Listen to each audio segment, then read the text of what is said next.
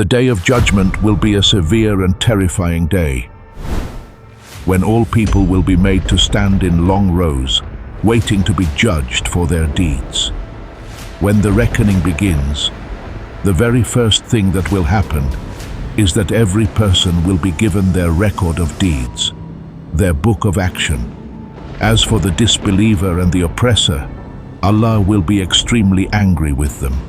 He will command the angels, "Seize him, bind him," and then he will be thrown into hell. After the deeds of all the believers have been weighed, they will then be ordered to move toward paradise. But before entering Jannah, every one of them will have to pass through complete darkness, a path that is extremely dangerous, terrifying, and frightening. On the day of judgment, when all people are brought back to life, they will look at one another in shock and disbelief. Every body will be weak. Hearts will be filled with fear. There will be no strength left in the legs and no peace left in the eyes. Everyone will be hungry and thirsty, yet on that vast plain there will be no trees, no plants, and no springs of water. People will see nothing except the earth beneath them and the sky above them. The ground will be burning due to extreme heat, and intense heat will also pour down from the sky. People will be drowning in their own sweat, some up to their ankles, some up to their knees, some up to their necks, and some completely submerged in their sweat. Because of this sweat, no one will be able to walk properly, yet walking will be compulsory. On that day, Allah will appoint angels over humanity who will strictly carry out His commands. No one will be allowed to stop. No one will be allowed to turn back. Everyone will be forced to look straight ahead and move directly toward the plane of resurrection. That time will be so severe that even the closest and purest relationship in the world, the relationship of a mother, will break.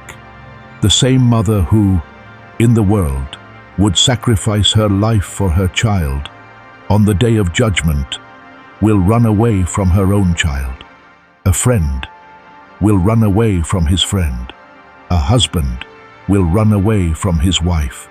Every person will be concerned only with himself. In that fear, everyone will think only one thing: what will happen to me? In this condition, all people will keep moving until they gather in a vast field that Allah created especially for accountability. In that field, everyone will begin waiting for their judgment. For the righteous, this waiting will be very short. But for the wicked, this waiting will be extremely long and terrifying. They will remain standing there in that painful condition for nearly 50,000 years. They will scream. They will cry tears of blood, yet the judgment will not begin. To escape from this unbearable heat, only 7 types of people will have shade. These 7 kinds of people will be under the shade of Allah's throne.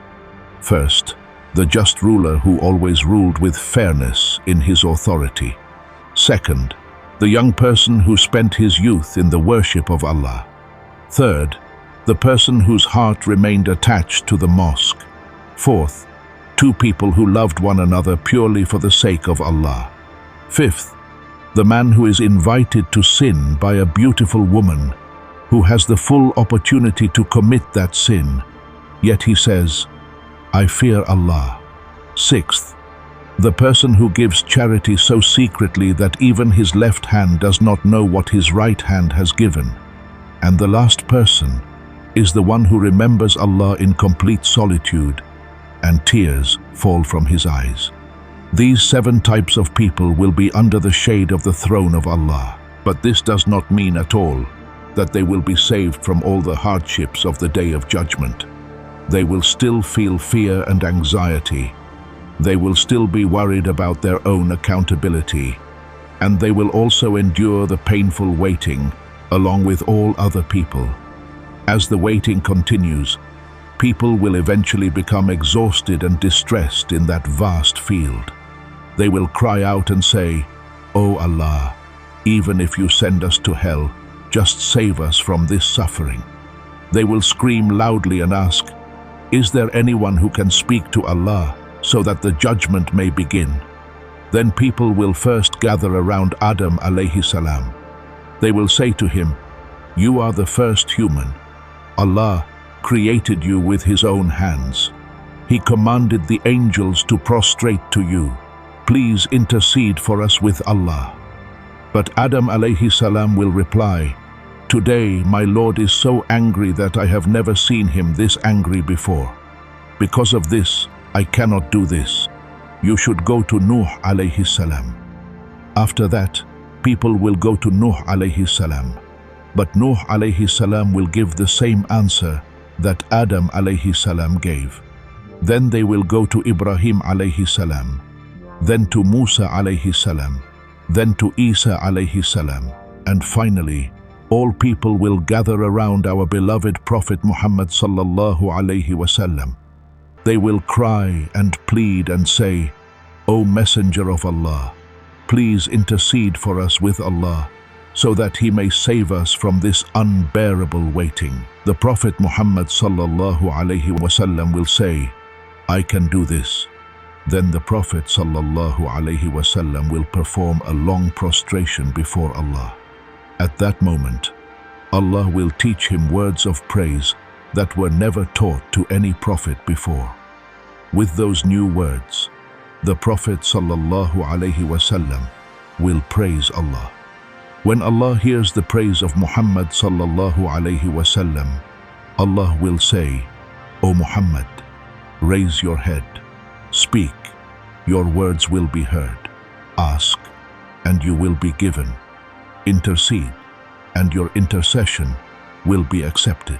The Prophet sallallahu alayhi wasallam will raise his blessed head and will request Allah to begin the judgment. At last, the long waiting of the people will come to an end, and Allah will begin the accountability. In the world, every human has two angels on his shoulders who write down every small and big action. On the day of judgment, Allah will first command that the books of deeds written by these angels be distributed among the people. A believer will receive his record in his right hand. As soon as he opens it and sees it, he will become so happy that he will show his book to everyone and say, "Come, read my record. I have succeeded." In the same way, a sinner will receive his record from behind his back. As soon as he sees it, his body will begin to tremble in fear. He will sit on the ground, cry tears of blood, and shout loudly, "I wish I had never been given my record." After receiving the records, there will be some people who will say, "These records were written by angels. What if they made a mistake? We do not accept this record." Then Allah will command the earth, and immediately the earth will begin to testify against that person. Even after hearing the testimony of the earth, his heart will not be satisfied, and he will say, "I never committed these sins." Then Allah will ask him, "If a part of your own body testifies against you, will you accept it then?" He will say, "Yes, then I will accept it." After that, Allah will seal his mouth, and all the organs of his body will begin to speak. Whatever sins he committed with any part of his body, that organ will testify against him before Allah. If he committed sins with his hands will speak against him. If he committed sins with his feet will speak against him. After the accountability through the records is completed, Allah will command all the disbelievers and the devils, "Today, those people who did not believe in me in the world and associated partners with me, separate yourselves from the believers."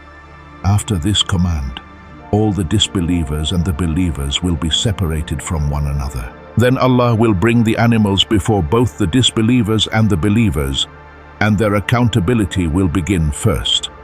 For example, if in the world a horned goat wronged a goat without horns, then on that day, Allah will give horns to the hornless goat, and it will take full revenge for the injustice done to it.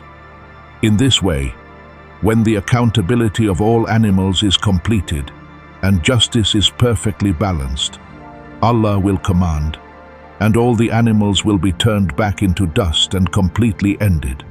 After witnessing this entire scene, the disbeliever will say, "I wish I too had become dust like them." But this wish will never be fulfilled, and he will never be able to escape from there. Then Allah will command the angels, "Seize all these disbelievers who have been separated from the believers. Bind them in chains and throw them into hell." Here, the accountability of the disbelievers will be finalized. Now the accountability of the Muslims will remain. Among the Muslims there will be righteous people, sinners, and hypocrites. First of all, Allah will send 70,000 righteous Muslims to paradise without any reckoning. These 70,000 will be those who completely placed their trust in Allah in the world. After sending these 70,000 believers to paradise, Allah will begin the accountability of the remaining Muslims. Allah will place a massive scale among the Muslims. On this scale, Allah will weigh the deeds of every Muslim one by one. Now before Allah, there are two types of accountability. One is the easy reckoning, and the other is the difficult reckoning. The easy reckoning is that Allah will call His servant close, separate him from the people so that he is not humiliated in front of others, and then ask him privately, "Did you commit this sin? Did you do this wrong?" That servant, trembling in fear, will say, "Yes, O Allah, I did it." He will be extremely afraid and will think in his heart, "I am destroyed." But then Allah will say to him, "I covered your sins in the world, and today I forgive you as well." But when someone faces difficult reckoning, Allah will call him in front of everyone and say, "You committed this sin. Why did you do it? Why did you not pray? Why did you not fast?" When such questioning begins, understand that this person is ruined. During the accountability, some people will suffer from intense thirst. To quench their thirst, there will be only one place they can go, beneath the throne, to Prophet Muhammad sallallahu alaihi wasallam. There, Prophet Muhammad sallallahu alaihi wasallam will give the believers water from Hawd al-Kawthar with his own blessed hands. Whoever drinks from it even once will never feel thirst again. Only believers will be allowed to go there. Sinners and hypocrites will secretly try to approach, but the angels will stop them and say, "With what face do you come to Prophet Muhammad sallallahu alaihi wasallam, when in the world you did not follow his teachings and did not act upon Islam?" They will be told, "Remain thirsty here." When the accountability of all Muslims is completed, everyone will have to pass through another stage. This stage is Sirat, a bridge placed over the fire of hell, with paradise on the other side. This bridge will be thinner than a hair and sharper than a sword. Below it will be hell, and above it will be complete darkness. To cross this bridge, Muslims will need only one thing, light, and that light will depend entirely on their deeds. If a Muslim's deeds were bad, his light will be weak or completely absent, and he will fail to cross the bridge and fall straight into hell. But the Muslim whose deeds were good will cross the bridge with great ease and speed, and will enter a beautiful garden, a garden called Jannah.